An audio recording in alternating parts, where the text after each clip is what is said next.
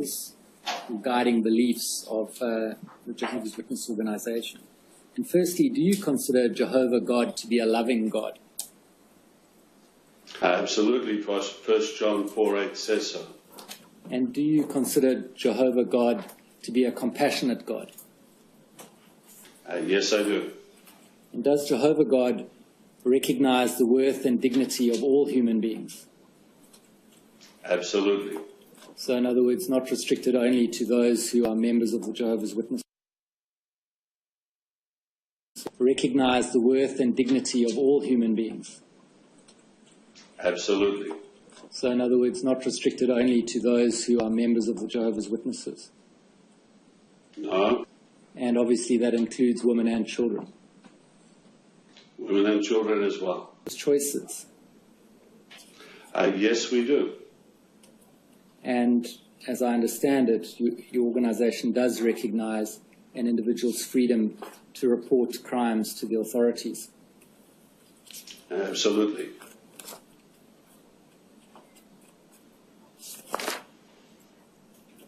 Now, as I understand it, people who no longer want to be known as one of Jehovah's Witnesses, but who have been, must then dissociate. Is that right? No, not necessarily. I meet many people in my travel that perhaps were Jehovah's Witnesses at one stage, but then have decided no longer to be active, as they haven't gone through a formal process.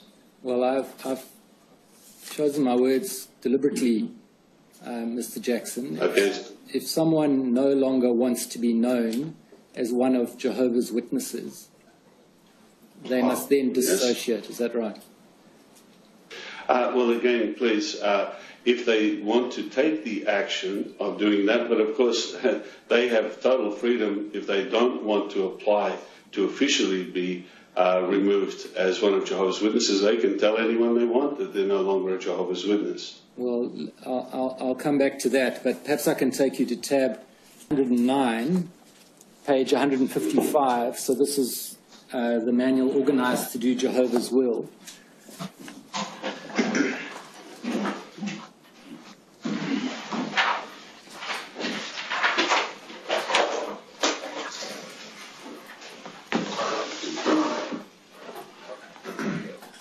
Is this the section on disassociation? Yes, that's right. So this is a manual which is issued to all baptized Jehovah's Witnesses. Is that right? That is correct. And this let me clarify, to be precise, those who are approved to go from door to door. Well, so someone who's preparing for baptism and is an unbaptized publisher would be allowed to have a copy. Okay, I see. So all baptized Jehovah's Witnesses would be guided by this, but in addition you say some who are not yet baptized.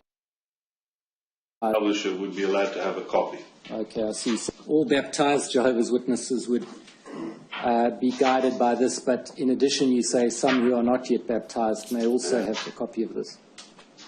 That is correct. Thank you, yes.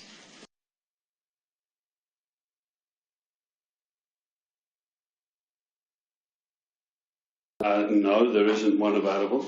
Yes. All right, so affiliation applies to the action taken by a person, and this recent edition is there. No, there isn't one available. Yes.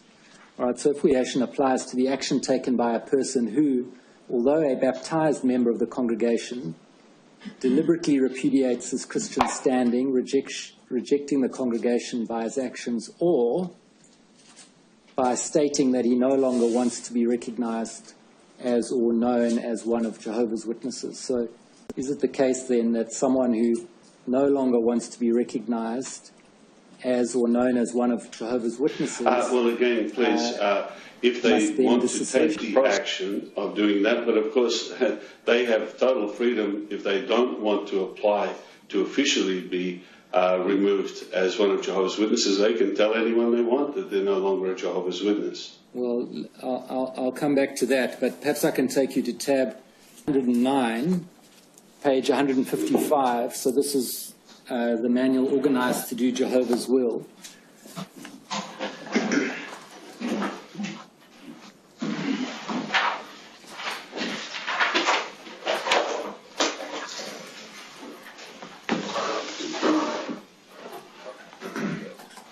this the section on disassociation? Yes, that's right. So this is a manual which is issued to all baptized Jehovah's Witnesses. Is that right?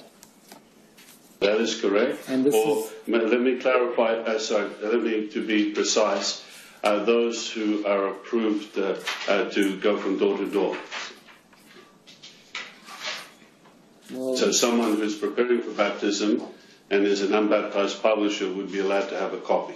Okay, I see. So all baptized Jehovah's Witnesses would be guided by this, but in addition, you say some who are not yet baptized may also have a copy of this. That is correct. Thank you, yes. And this recent edition is there? No, there isn't one available. Yes. All right, so affiliation applies to the action taken by a person who, although a baptized member of the congregation, deliberately repudiates his Christian standing, rejecting the congregation by his actions, or by stating that he no longer wants to be recognized as or known as one of Jehovah's Witnesses. So is it the case then that someone who no longer wants to be recognized as or known as one of Jehovah's Witnesses must then disassociate? No, it doesn't say they must do anything. If you read on, you'll see there's a process. This gives the person the right to officially have an announcement made that they're no longer one of Jehovah's Witnesses. But as I already said, if they decide they don't want to exercise that right, they don't automatically come under this provision. People who don't exercise that right are then, in other words, they, as you described, inactive. They're still subject to the rules and discipline of the organization, aren't they? I would have to check on that because personally that's not my field. But my understanding is if a person has made it known by their actions in the community over a period of years that they're not witnesses, we would only hold any reports in abeyance until they decided they wanted to return. Well, Mr. Jackson, I have to say that my understanding is if someone in that position is caught transgressing one of the rules, then they would still be subject to the disciplinary procedures, including possibly disfellowshipping. Is that not right? That is a possibility, but in all fairness to your question, I think there are circumstances that I couldn't make a definitive comment on that. Yes. And so, for example, if they had become inactive or sought to fade without formally dissociating, and the elders came to visit and found them celebrating Christmas or a birthday, they would be found to be in transgression of the rules, would they not? That is not my understanding. But again, as I said, it's not my field. That goes into policy with regard to those type of things. But from my personal experience, that's not the case. Well, you say it's not your field, but you remember the governing body, which is responsible, as you've said, for the whole field, and you've been a member for 10 years, and all the committees are responsible to and accountable to the governing body. So that is correct. So it is your field, isn't it? Only as far as approving the basic scriptural principles. So is there a scriptural principle that you have in mind you want to ask me about, or are you talking about policies and implementation of policies? So there is a difference there. And the policies are all subject to the scriptural principles, aren't they? Yes, and if you have a question on the scriptural principle, I'm very happy to try and explain it. And for that reason, the policies have to be approved by the governing body to ensure that they are in keeping with scriptural principles. That's correct. But the fact that the policies at times need to be changed shows that there is leeway there. And if it's not the case, as you seem to suggest might be a possibility, although you say you don't know, if it's not the case that someone who has not actively disassociated but merely sought to fade or become inactive is not governed by the rules, then where's the line drawn between those who are subject to the rules and those who aren't? That's a good question, and that's where judgment comes in. By judgment, I mean using a person's nous as to is someone still perceived as one of Jehovah's Witnesses in the community. Well, isn't that the point, that if someone is perceived as one of Jehovah's Witnesses in the community, that's because they have not disassociated or been disfellowshipped? Well, it has to do with what the person is telling other persons. Well, there's no middle road, is there? I mean, you're either a member and subject to the organization, or you're not. Isn't that the case? Yes, but I thought you were asking me about disassociation. Well, I am indeed. So if someone hasn't disassociated but has sought merely to become inactive or to fade, they're then still subject to the organization's discipline and rules. If they acknowledge being one of Jehovah's Witnesses. And if they do the contrary, which is to say they're not one of Jehovah's Witnesses, the effect of that is disassociation. That's if they decide to go down that course. And if they don't actively disassociate, then they will be disfellowshipped as apostates. No, an apostate is someone who actively goes against what the Bible teaches. Well, if the elders come on the door to a former member to a member who's been inactive and sought to fade away, and says, "Well, are you still a Jehovah's Witness or not?" and the person says, "Well, no, I don't want to be a Jehovah's Witness," the consequence of that will be either disfellowshipping or disassociation, won't it? No, I don't agree with that. Not from what I've seen. Can I just say this hypothetical situation, which is probably a one that could happen. Two elders call at the door of someone. They're not going to come out and say, "Hello, I'm celebrating Christmas." It presupposes that Jehovah's Witnesses have some sort of spy network to monitor these people, which we don't. But if that person says, "Look, I was baptized as one of Jehovah's Witnesses, but I'm no longer active," no doubt the elders will say, "Well, we would encourage you to return. Is there anything we can do to help you?" Now, in that process of them returning, if they feel prompted to say that they have been living a lifestyle that is contrary to what Jehovah's Witnesses would live, then certainly we would handle that. Well, let's take that hypothesis where they visit this household.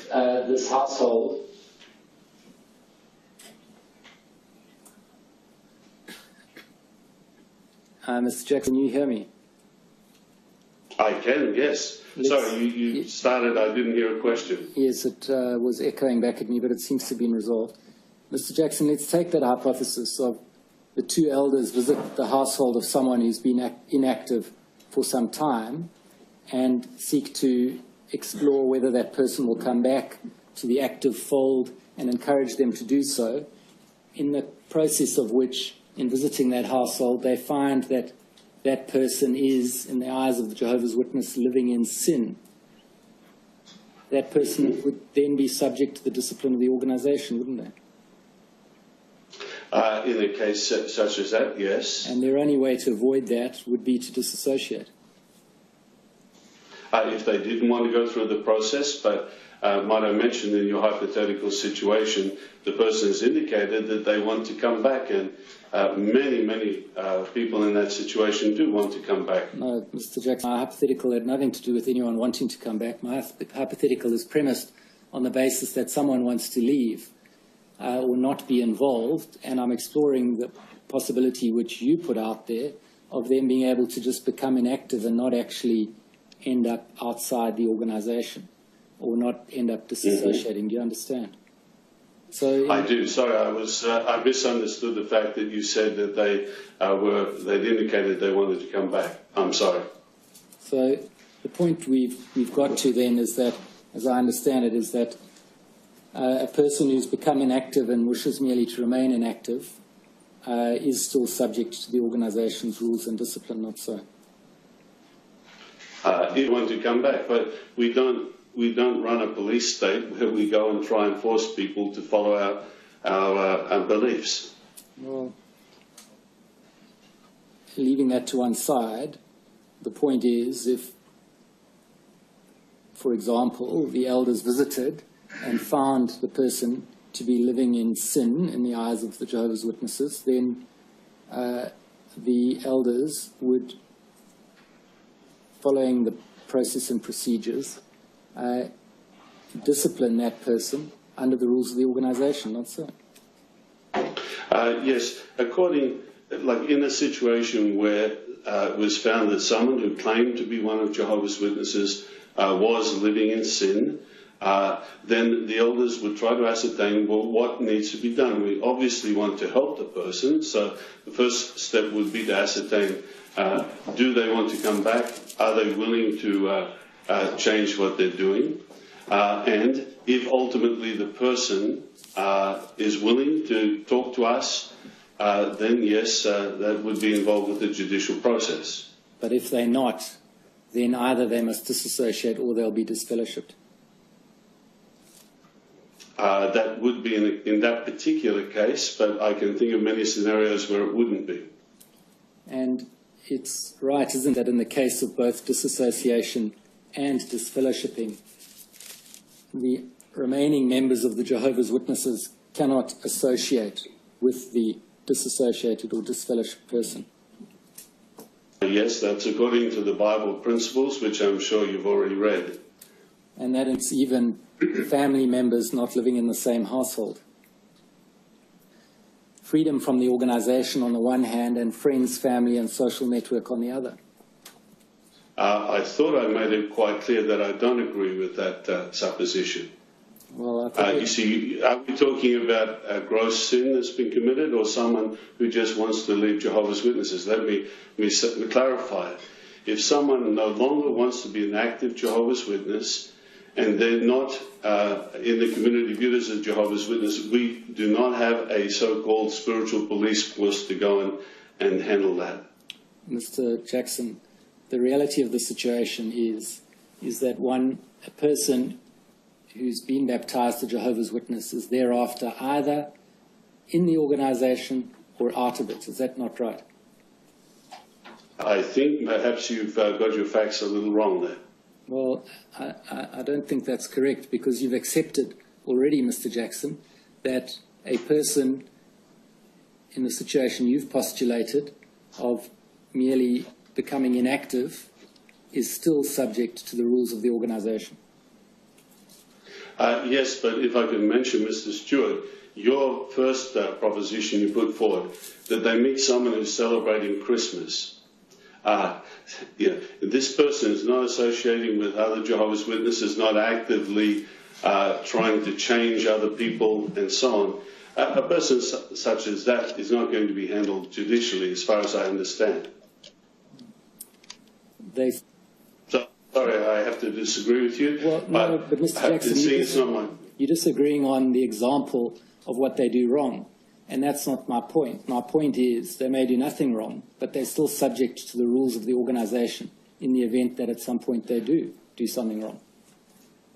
I will agree with that, but I don't agree with the sweeping statement they only have the two choices. Well, that was the point I was disagreeing with. Well, it's right then, isn't it? Because if they don't want to be subject to the discipline and rules of the organization, then they have to leave by actively dissociating. Isn't that the truth? That's if they definitely don't want to be, yes. But there are some that do not want to make that active move. Well, the result then is they're faced with the choice between the freedom from the organization on the one hand and having to lose their family and friends and social network on the other. That's how you would like to put it, Mr. Stewart, but I thought I'm trying to say that there are those, some of whom I have heard of, that just fade away and they're not actively Jehovah's Witnesses. And Mr. Jackson, you've put it that they have a choice to leave or not to leave. For someone who wants to leave, perhaps because they've suffered abuse by someone in the organization and don't feel that it's been treated properly or adequately, it's a very difficult choice, isn't it, because they must choose. I agree that. And it can be a very cruel choice for them, not so? I agree. It's a difficult choice. And it can be personally devastating because they can lose their whole social network and their families. That can be the case, yes. Would you accept then that putting people to that choice through this system of disassociating from them, or shunning as it's sometimes referred to, is contrary to the Jehovah's Witness belief in freedom of religious choice? No, I don't accept that. I think you're jumping to a conclusion there, but I understand that you have that opinion. Well, on what basis do you not accept that? Because right throughout the arrangement with Jehovah's Witnesses, people have to make choices based on their own free will. For example, to be baptized. If someone walks up to us and says, I want to get baptized, we're not going to allow them to be baptized. They have to, first of all, understand the arrangement of Christian living. Usually it takes 1 or 2 years for them to go through both the publications that we have, so that they personally can make that commitment. So that is a choice that they made. Now, we are not forcing them in any ways to remain in our organization. But a point to remember is that the ultimate standard we believe in is the Bible, and we feel it's good for people to live by the Bible. The fact that many who have been disfellowshipped return of their own free will is an indication that they likewise still believe that it's a good lifestyle. Mr. Jack, you were baptized at age 13, am I right? I certainly was, yes. And there are, in fact, many Jehovah's Witnesses who are baptized at an age even younger than that? There have been some I have met that have been baptized younger. And do you consider that at that age someone is old enough and mature enough to make a decision affecting the rest of their lives? Yes, I do in some cases. Obviously, there are some children that wouldn't be able to make that decision. And perhaps some would have questioned whether I could make that decision at 13 years of age. But I've worked with people that have been baptized when they were 11, and they have stuck by that determination their whole life. Well, that may be because they can't leave the organization without leaving behind everyone whom they know. Anything is possible. You see, let's take someone who's baptized at a young age and then as lie elsewhere, and they want to choose some other system of belief. They're then still going to be faced with a stark choice that we've identified, aren't they? That's true. So on that basis, I suggest to you that that policy and practice of your organization is in conflict with the Jehovah's Witnesses' belief, as you've said it is, in freedom of religious choice. And no, we don't see it that way, but you're entitled to your opinion. And I suggest also that it's in conflict with the idea of a loving and a compassionate God. Certainly, that wouldn't be in harmony with the Bible, what the Bible says, because at times Jehovah disciplined his people by having them go into exile, come back. So Jehovah is someone who believes in the ultimate overall benefit or good for persons, and sometimes that includes some form of discipline. And do you accept that putting people to that choice makes your organization in many respects a captive organization? I do not accept that at all. Is there a scriptural basis to this policy of shunning? Yes. Thank you very much for the opportunity to express it. 1 Corinthians is the scripture, and no doubt you've seen it already. But 1 Corinthians, that's on page 1530. Can you just identify? And in this 1 Corinthians chapter 5, and starting at verse 1, it speaks of a situation where there was sexual immorality in the congregation in Corinth. Sorry, Mr. Jackson, I'm really just asking, is there a scriptural basis, and you've identified what it is? Because my next question is can it change? In other words, is there a basis upon which you foresee that your organisation might be able to change that policy? No. Now, do you recognise, Mr. Jackson, and in asking this question, let me make it clear, I'm not suggesting it's peculiar to the Jehovah's Witness organisation. There are many, many organisations in this position. But do you accept that the Jehovah's Witness organisation has a problem with child abuse amongst its members? I accept that child abuse is a problem right throughout the community, and it's something that we've had to deal with as well. And do you accept that it's presented, I withdraw that, do you accept that the manner in which your organisation has dealt with allegations of child sexual abuse has also presented problems? There have been changes in policies over the last 20 or 30 years where we've tried to address some of those problem areas, and by the fact that we've changed the policy would indicate that the original policies weren't perfect. And you accept, of course, that your organisation, including people in positions of responsibility like elders, are not immune from the problem of child sexual abuse? That appears to be the case. And do you accept, Mr. Jackson, that many of the efforts that are being made by different people and organisations to highlight the issue of child sexual abuse and try and find solutions are genuine efforts to improve the situation? I do accept that, and that's why I'm happy to testify. And that such efforts are not necessarily an attack on your organisation or its system of beliefs? We understand that too. You described earlier in your testimony that the work of this Royal Commission is beneficial. Do you accept then that the Royal Commission's efforts are genuine and well-intentioned? I certainly do. And that's why we came into the Royal Commission hoping that collectively something would come forward that would help us as well as everybody else. And would you disagree then with anyone who said that the efforts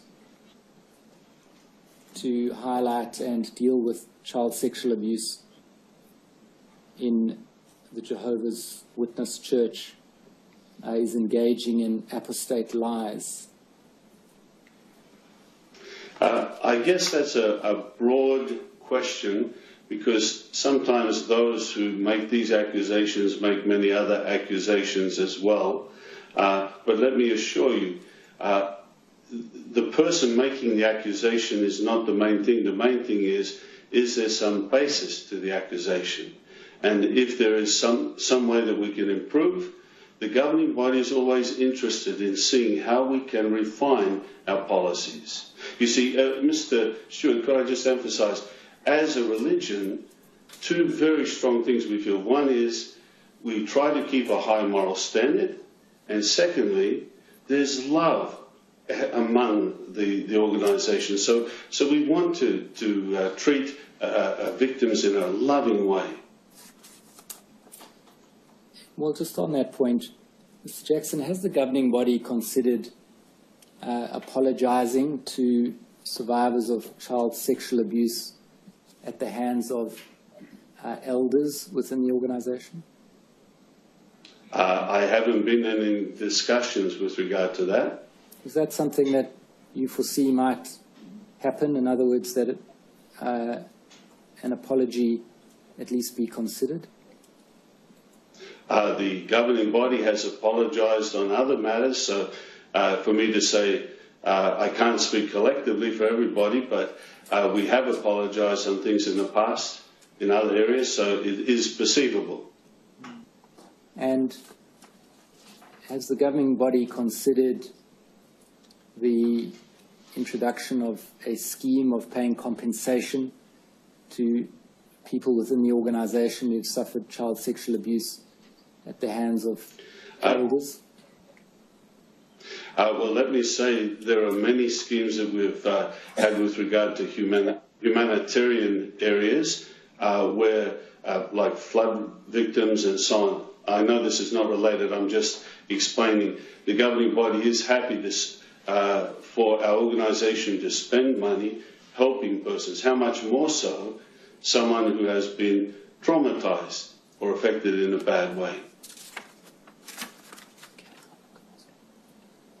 Those are my questions for Mr. Jackson, Your Honour. You know, I suspect, Mr. Jackson, that the Commission is considering a redress scheme for survivors. Are you aware of that? I did hear it mentioned, Your Honour, but I have no idea of the details. Well, one of the suggestions is that there should be a scheme, national or otherwise, in which all of the institutions in which people were abused come together and provide for an independent decision-making process which would enable a fair distribution of compensation for those who were abused. Do you understand? I do understand, Your Honour. Would the Jehovah's Witnesses in a joint scheme with other institutions where people were abused? Your Honour, the answer is we need to see the details, but the possibility of us making sure help is given to those that have been victims, certainly that is a possibility. Well, does that mean that the Jehovah's Witnesses would not, as a matter of principle, decline to join with other institutions in a coordinated redress scheme?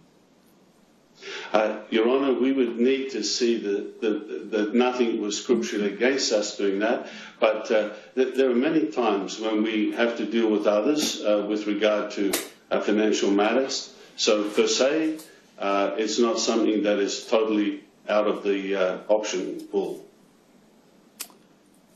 I want to ask you a question about a different matter. Yes.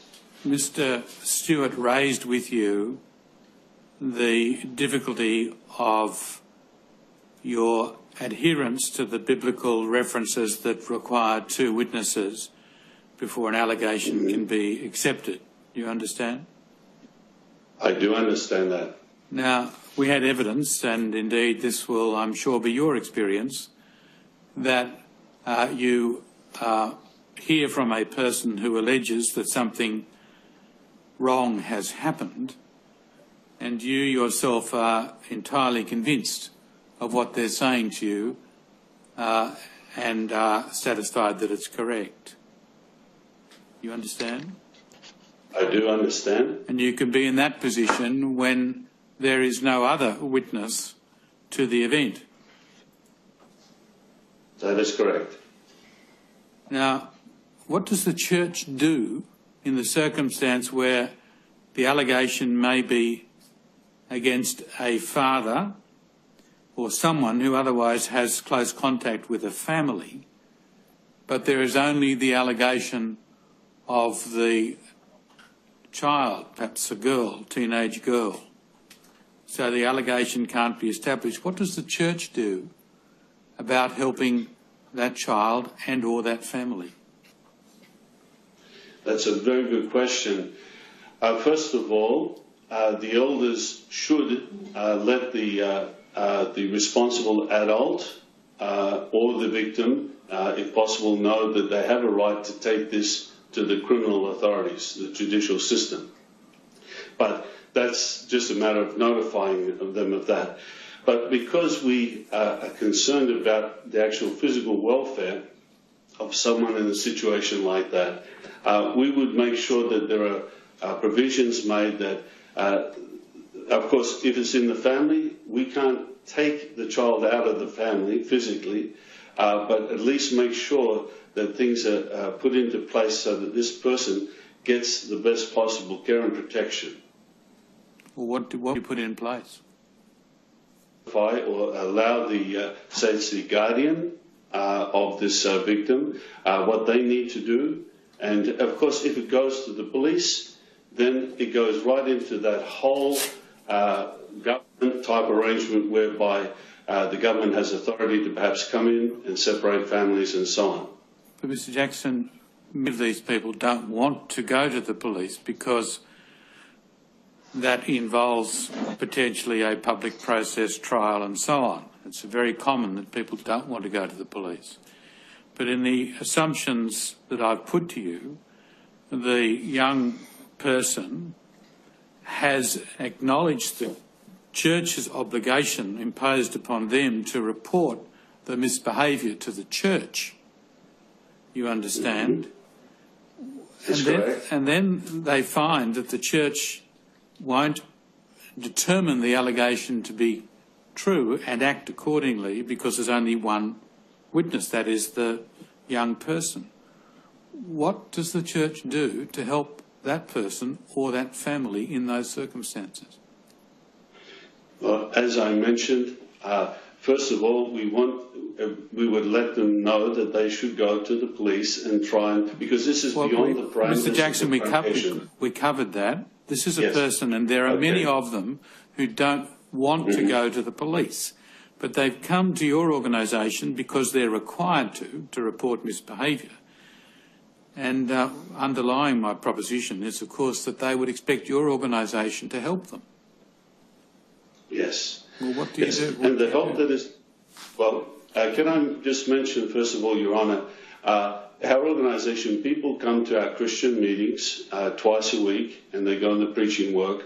But what happens in the home is beyond the actual jurisdiction of the elders to tell the parents how they should organise the things with their children.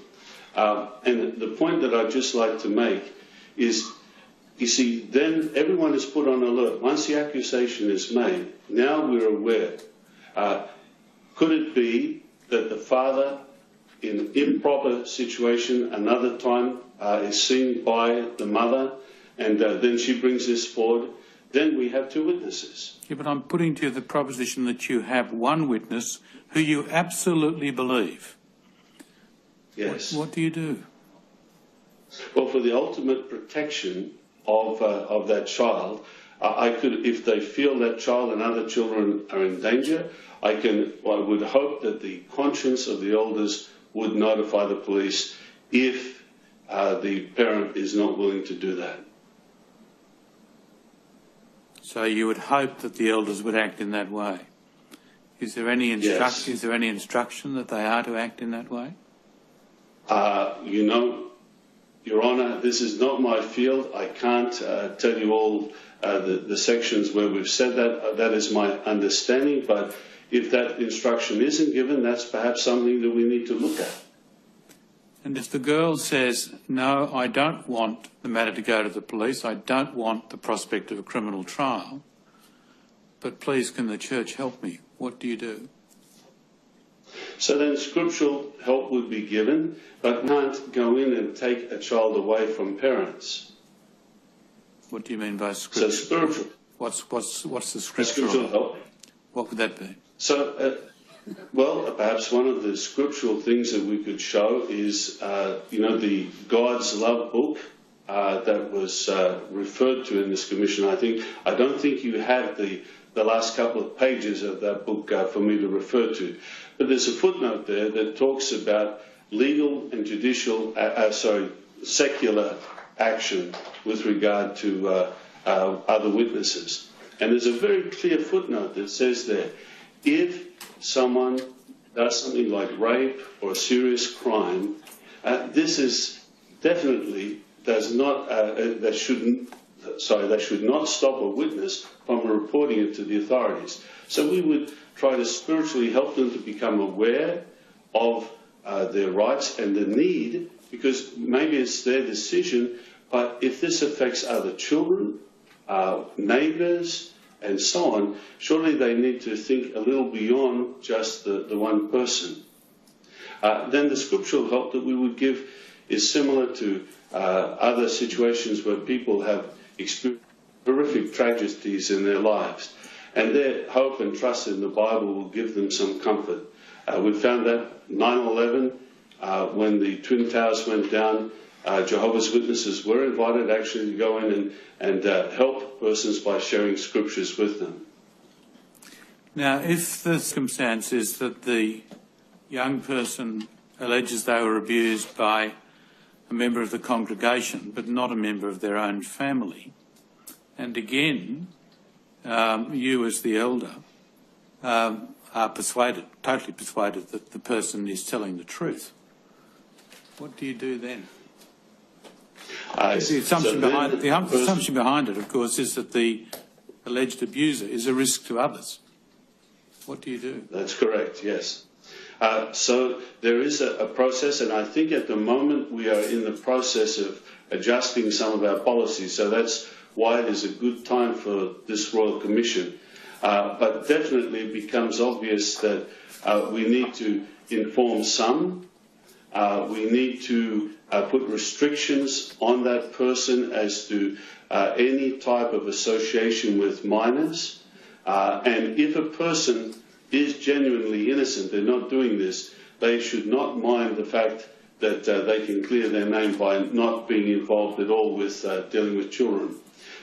Your Honour, could I just mention, as a reminder, you see, Jehovah's Witnesses, because we respect the family unit, we don't have separate Sunday schools, we don't run youth camps separately, so we believe that things should be done within the family.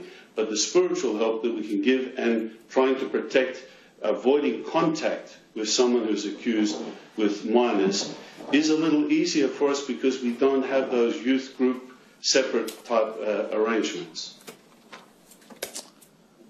Does anyone else have any questions? Ms. David. Thank you, Mr. Jackson. I'm Ms. David and I represent BCG. Are you familiar with BCG's case? I'm sorry, I'm not, no. I haven't lived in Australia for 36 years and I haven't certainly had a chance to look through the files. Well, BCG was one of the witness statements and gave evidence at this commission. You haven't had the opportunity to read her evidence or to look at her statement? I haven't, I'm sorry. The reason I came here was to care for my ailing father, and that's taken a lot of my time. Plus, I wasn't aware of the fact that I would be called before the Commission. I understand that, Mr. Jackson, but just do you not think that it is important, and I appreciate your own personal circumstances, it's not a criticism, but do you appreciate that it is very important for people in such senior positions as yours to really have a good understanding of the perspective of a survivor of abuse as BCG is? I agree with that comment, and let me say I empathise. I don't know the details of what happened to the person you're representing, but I certainly empathise with whatever tragedy he or she has had to face. But do you agree that unless your organisation takes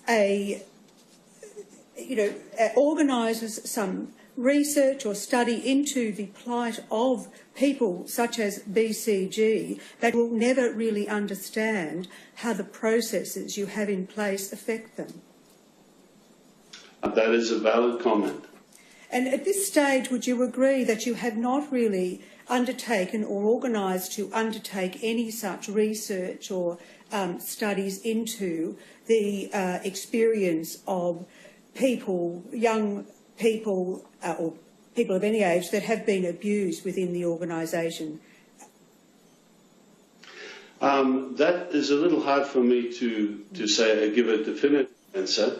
Within the parameters of how we normally do research for our publications and so on, and the fact that our service departments are handling cases such as your client, they have considered a lot of the approaches that we've taken, and that's why we have changed things. And I'm sure the policies have changed since the time the person you were representing was actually helped or handled. Just remaining on that point, you're aware that a Dr. Monica Applewhite gave evidence before the Commission? I am aware, but I certainly didn't get a chance to see it. I apologise.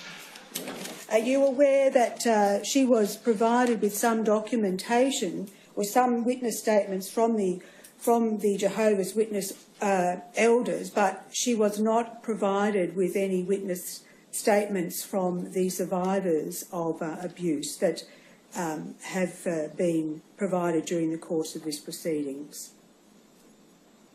I'm sorry. I really am not in a position to say anything about it because could I just explain, as empathetic as I am to the case, what I would hope for is that at the end of this commission, those who have had far more experience than I have in this subject will be giving recommendations to the governing body. I appreciate that, and certainly I've certainly noted what you have said in the evidence today. I just want to make the point that can you understand how people like BCG, who have had nothing but just really very traumatic experiences, feel very concerned when they feel that their voices are not being listened to at all by the senior members of your organisation? I'd be very disappointed if that's the case, and certainly I would hate for that impression to be given to the person you're representing. Well, and so in your efforts to ensure that in the future the processes will be reviewed to ensure that the perspective of the abused person is given proper heed, do you think it would be a good idea for your organisation to actually conduct some sort of research? I think the more information we can get, the better, because all of us are trying to deal with a very horrific problem, and any amount of information we can get would be beneficial.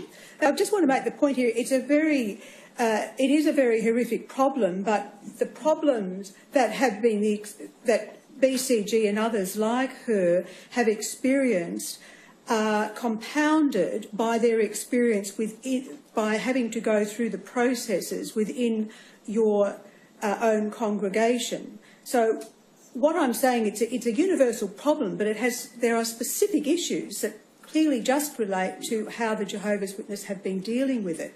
So I guess what I'm suggesting, how important it is that it be a review that have specific regard to your processes. I take your point as a valid point. Just want to come to, on the issue of BCG, I know you're not aware of her case, but I will just very briefly give an overview, having regard to trying not to take too much time. But she made a complaint. It was ultimately, initially there was, because of the one witness rule, it was not accepted. Ultimately, on an appeal and with a confession, there was an acceptance of her complaint. She essentially did not make a full complaint to the authorities until after she left the congregation, I think approximately 15 years later.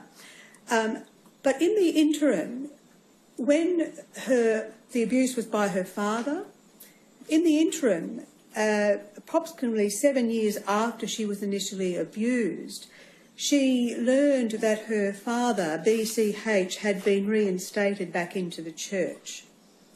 That's a very short history, but upon that event, she wrote an impassioned 5-page letter to the head office in Australia about her position and sought help. What she also sought was an assurance that the matter would be handled. She was leaving it absolutely. Her issue was entirely, this is a devout young Jehovah's Witness woman, she was leaving in the care of the Jehovah's Witness church to do something. And she wrote a letter. She said, "Now I can only leave the matter in your hands and pray Jehovah directs the outcome, whatever it may be." But she implored head office Bethel not to ignore the letter and to do something about the terrible situation. She explained about her suicide attempt. She explained the devastation to her and to her sisters who were also abused. What was sent back to her was a letter, and if it could look at please at Tender Bundle 30.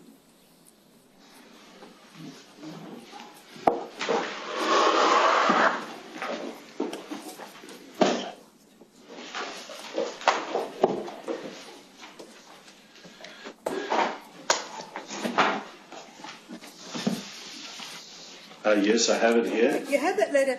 This was after 7 years of this. BCG has given evidence that after she made the complaint, that she did not receive any assistance or certainly sufficient support, or even scriptural support. But if you could look at that letter, you can see that it says, firstly, always throw your burden on Jehovah. Can you see that in the second paragraph? In the second paragraph, yes, I can. Yes. She was also told about the heartwarming prayer of David is appropriate, where he entreated Jehovah to preserve his tears in a skin bottle.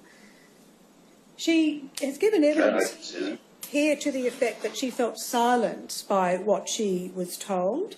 And she also said, and what she was essentially advised, if you go to the third paragraph, is that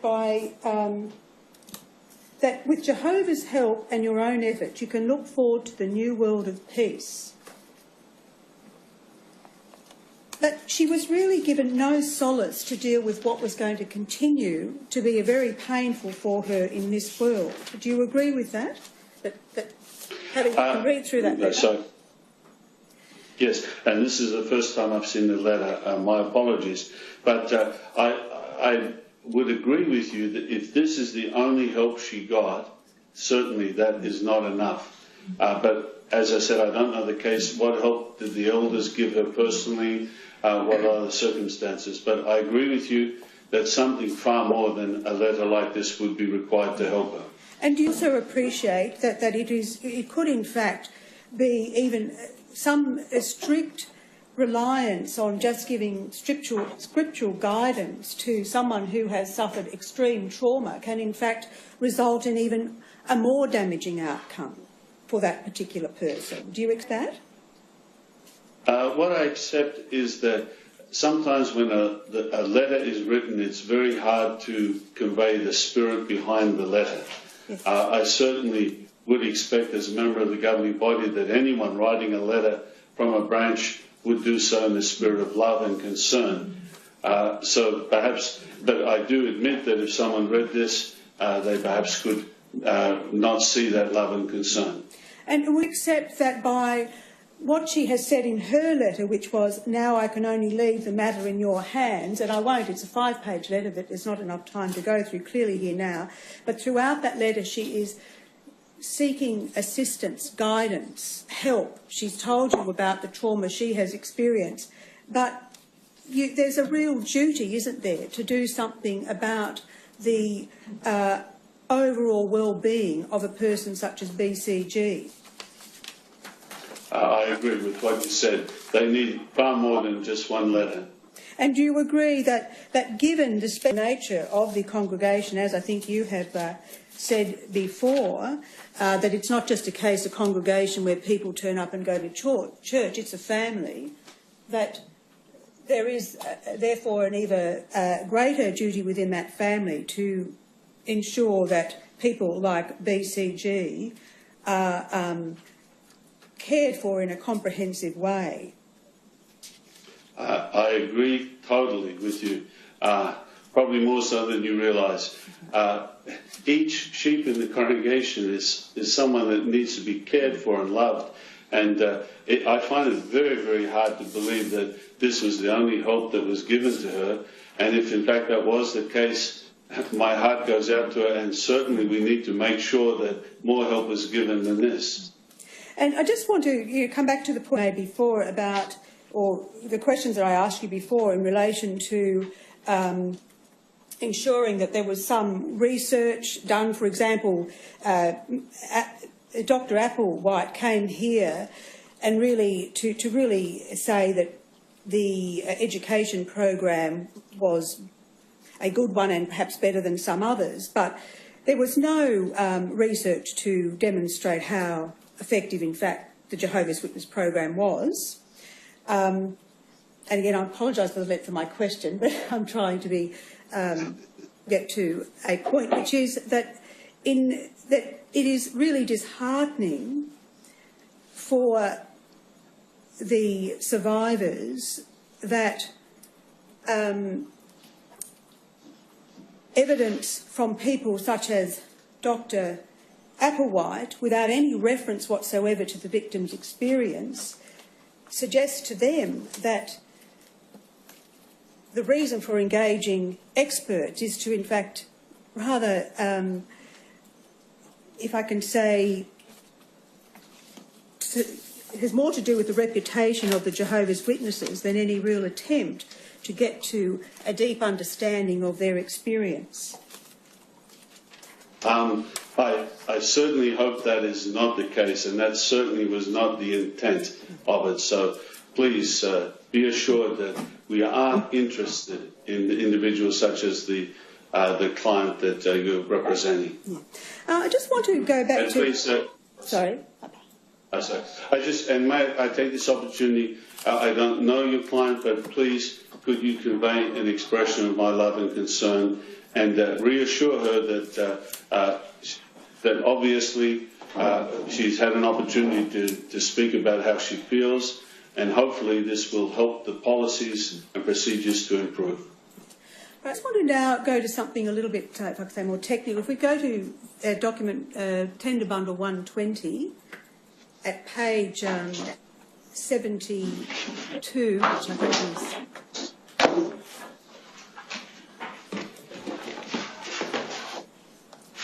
Page 72. I just want to ask you, it refers there to the testimony of youths as being under paragraph 37, where we're looking at evidence established wrongdoing, and just how the Jehovah's Witness would view the testimony of the youth.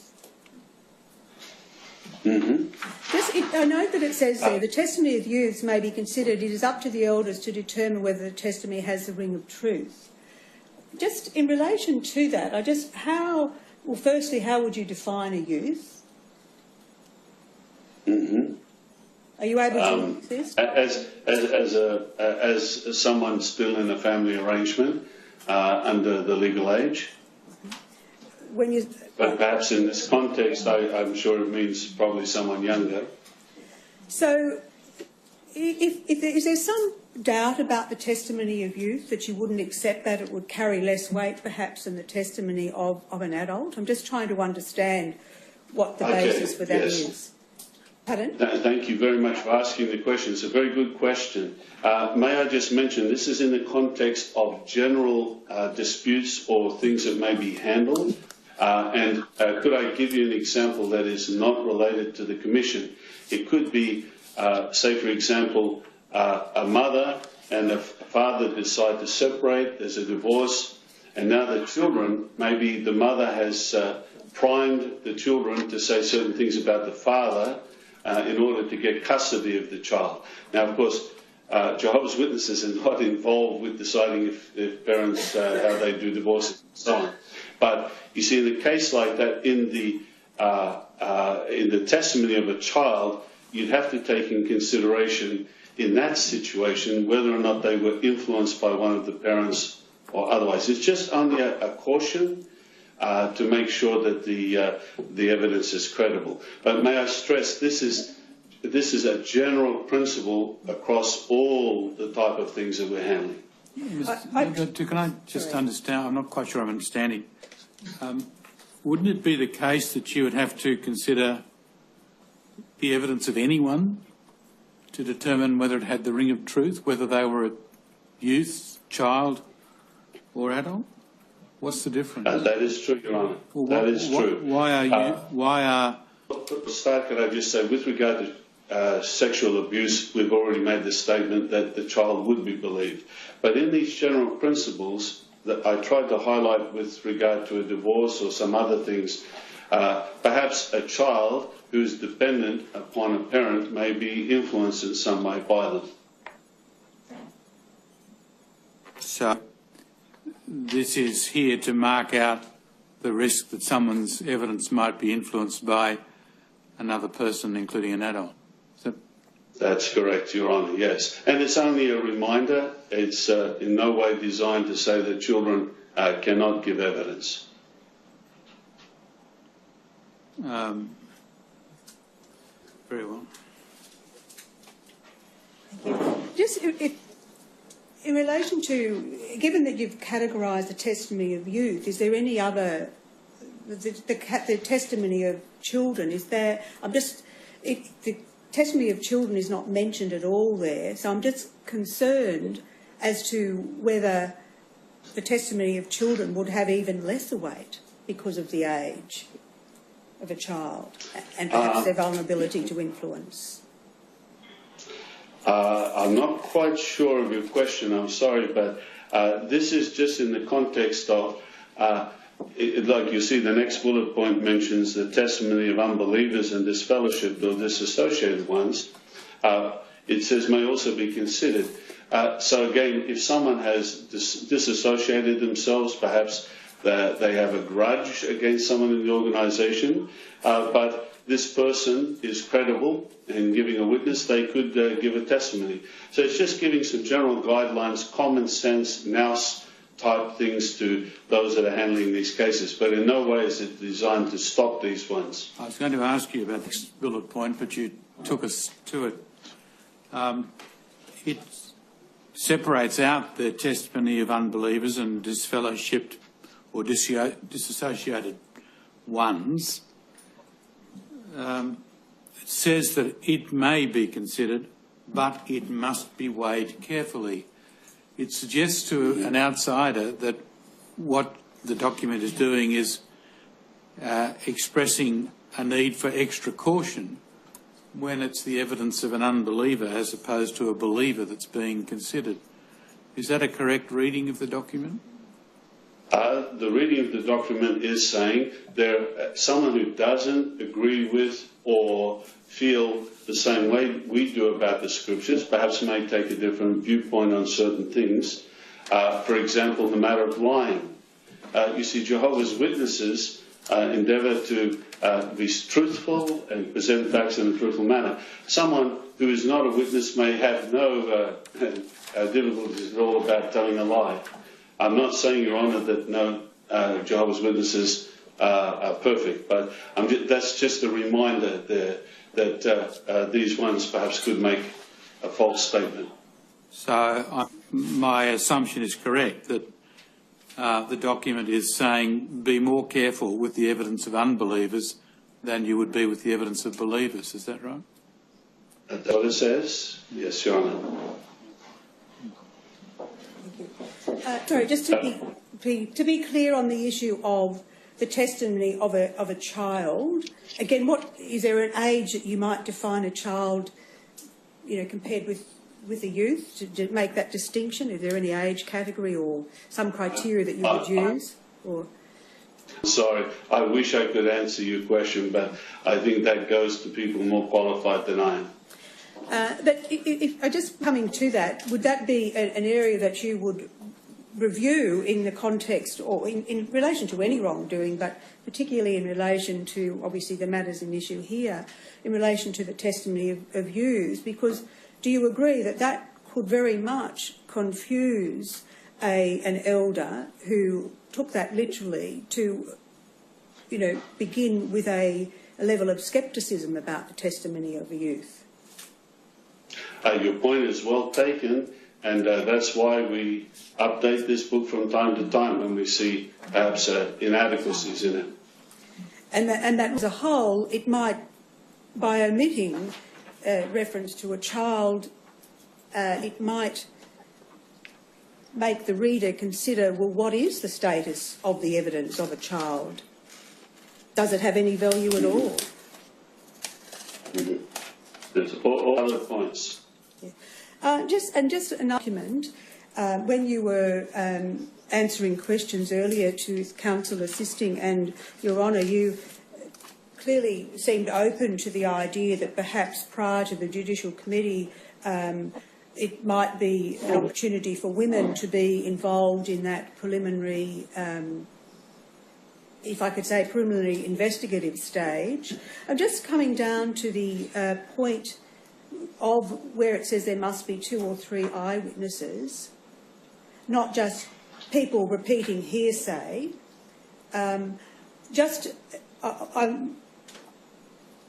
I just see that if you look at that point there, that there must be 2 or 3 eyewitnesses, not just people repeating hearsay, that you would really have to formalise a process whereby if an abused person spoke to, for example, a couple of female sisters, that wouldn't then just take on the character of hearsay evidence. Do you understand the point I'm making there? I understand your point, and yes. I just guess what I'm saying is that when you are looking at policies, do you agree that it would be worthy of ensuring that did not perhaps confuse an elder attempting to interpret this policy, that in fact it would diminish the value of involving women at that point? It's a good point, and let me say we're always interested in trying to improve whatever we're doing. So again, just coming back to the scriptures, that again clearly, as BCG was a very devout young Jehovah's Witness, that the importance of ensuring that whatever scriptural guidance a devout Jehovah's Witness survivor is given, that it is, it just can't come from a one-size-fits-all scriptural package. Do you agree? I agree totally. I do agree totally. That it must be tempered with by having real experts consider how a young person like BCG might internalise certain scriptures in a way that is ultimately quite destructive. Yes, I agree. Thank you. Thank you. Does anyone else have any questions? No? Mr. Bannon, no? No. Mr. Stewart, do you have any questions? No, I don't, Your Honour. Yes, very well. Well, that completes your evidence, sir. Thank you very much for your time today. You're now formally excused from your summons. Thank you. Mr. Stewart, right? Yes, Your Honour. 2 things. One, in relation to the directions, those were made a week ago on the basis of 4 weeks for submissions and 4 weeks thereafter. Given that we've had this evidence today a week later and that Dr. Applewhite's report is still to come. No. I was going to ask whether we can have it. No, we'll leave the directions in place. It's important, like it is with all matters, that we ensure that we dispose of them as efficiently as possible. I'm not prepared today, by reason of the fact that we have this further evidence, to vary the directions. If, however, there are circumstances that emerge down the track, then I won't be so hard as to say there can never be an application, but not today. As Your Honour pleases. Very well. And then the only remaining issue, in the intervening week, a further document has come to light, which really just sits in the sequence of correspondence to bodies or relating to correspondence to all bodies of elders, and I'd like to have leave to tender it. Well, should I mark it separately? It should be marked separately, Ron. Yes. I'll mark it Exhibit 2834. So what it is it's a letter dated 10 October 2002 from Watchtower Bible and Tract Society of Australia to all bodies of elders in Australia. Yes. And that's all that I have, Your Honour. If there's nothing further, I'll adjourn. All stand.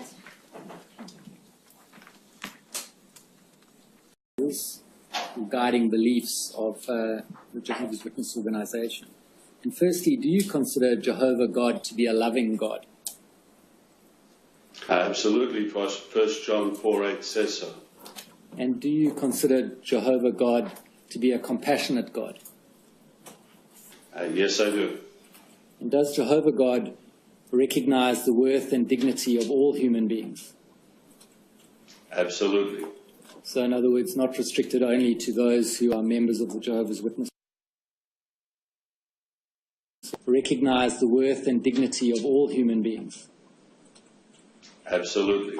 So, in other words, not restricted only to those who are members of the Jehovah's Witnesses? No. And obviously that includes women and children? Women and children as well. Choices? Yes, we do. And as I understand it, your organisation does recognise an individual's freedom to report crimes to the authorities? Absolutely.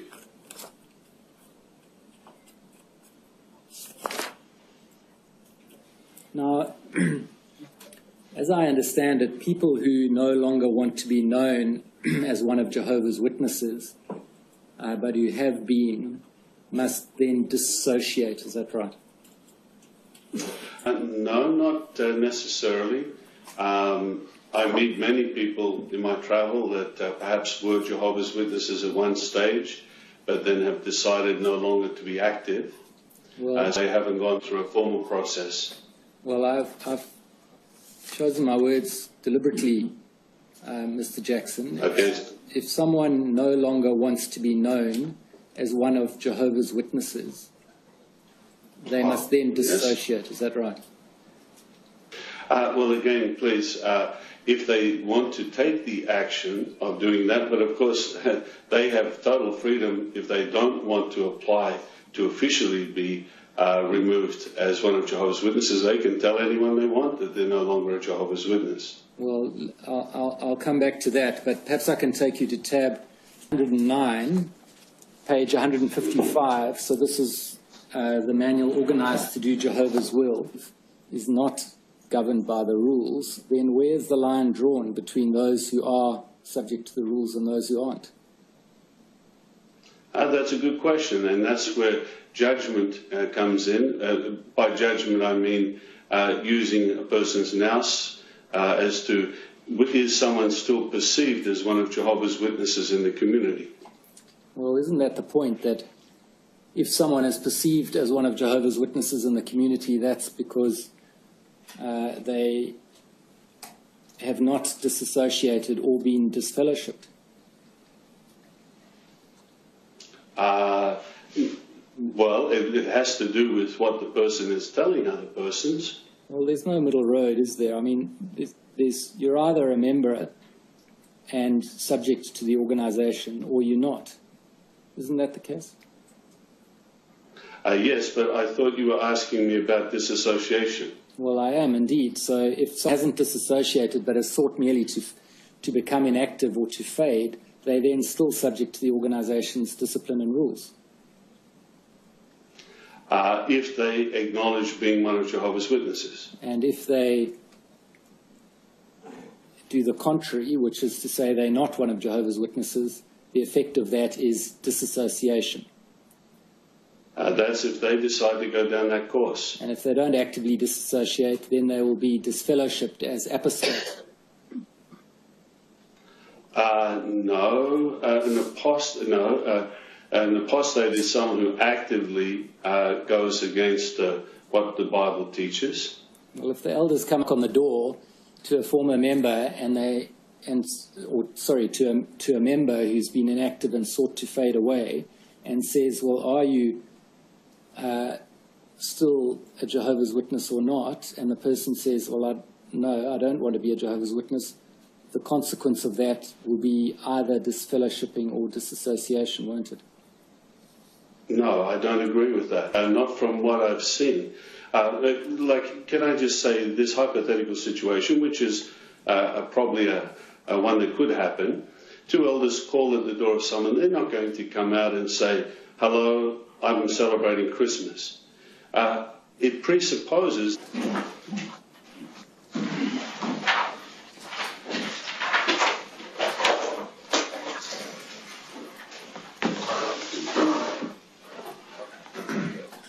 Is this the section on disassociation? Yes, that's right. So this is a manual which is issued to all baptized Jehovah's Witnesses. Is that right? That is correct. And let me clarify, to be precise, those who are approved to go from door to door. Well, so someone who's preparing for baptism and is an unbaptized publisher would be allowed to have a copy.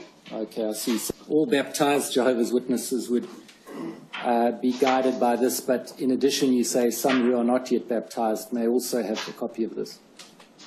That is correct. Thank you, yes. And the second edition is there? No, there isn't one available. Yes.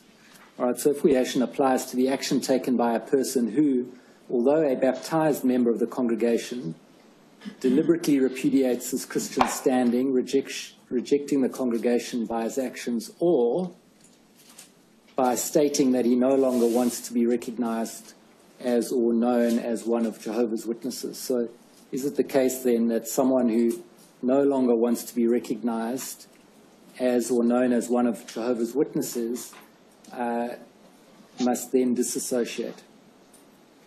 No, it doesn't say they must do anything. If you read on, you'll see there's a process. This gives the person the right to officially have an announcement made that they're no longer one of Jehovah's Witnesses. But as I already said, if they decide they don't want to exercise that right, they don't automatically come under this provision. People who don't exercise that right are then, in other words, they, as you described, inactive. They're still subject to the rules and discipline of the organization, aren't they? I would have to check on that because personally that's not my field. But my understanding is if a person has made it known by their actions in the community over a period of years that they're not witnesses, we would only hold any reports in abeyance until they decided they wanted to return. Well, Mr. Jackson, I have to say that my understanding is if someone in that position is caught transgressing one of the rules, then they would still be subject to the disciplinary procedures, including possibly disfellowshipping. Is that not right? That is a possibility, but in all fairness to your question, I think there are circumstances that I couldn't make a definitive comment on that. Yes. And so, for example, if they had become inactive or sought to fade without formally dissociating, and the elders came to visit and found them celebrating Christmas or a birthday, they would be found to be in transgression of the rules, would they not? That is not my understanding. But again, as I said, it's not my field. That goes into policy with regard to those type of things. But from my personal experience, that's not the case. Well, you say it's not your field, but you remember the governing body, which is responsible, as you've said, for the whole field, and you've been a member for 10 years, and all the committees are responsible to and accountable to the governing body. So that is correct. So it is your field, isn't it? Only as far as approving the basic scriptural principles. So is there a scriptural principle that you have in mind you want to ask me about, or are you talking about policies and implementation of policies? So there is a difference there. Yeah, and the policies are all subject to the scriptural principles, aren't they? Yes, and if you have a question on the scriptural principle, I'm very happy to try and explain it. And for that reason, the policies have to be approved by the governing body to ensure that they are in keeping with scriptural principles. That's correct. But the fact that the policies at times need to be changed shows that there is leeway there. And if it's not the case, as you seem to suggest might be a possibility, although you say you don't know, if it's not the case that someone who has not actively disassociated but merely sought to fade or become inactive,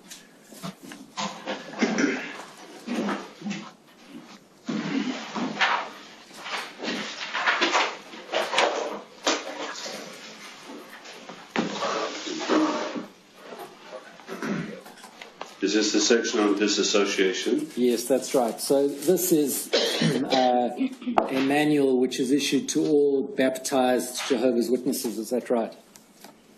That is correct. And let me clarify, to be precise, those who are approved to go from door to door. So someone who's preparing for baptism and is an unbaptized publisher would be allowed to have a copy. Okay, I see. So all baptized Jehovah's Witnesses would be guided by this, but in addition you say some who are not yet baptized. Publisher would be allowed to have a copy. Okay, I see. So all baptized Jehovah's Witnesses would be guided by this, but in addition you say some who are not yet baptized may also have a copy of this. That is correct. Thank you, yes.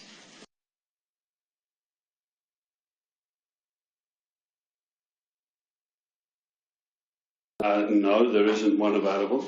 Yes. All right, so if the action applies to the action taken by a person, and this recent edition is there? No, there isn't one available. Yes.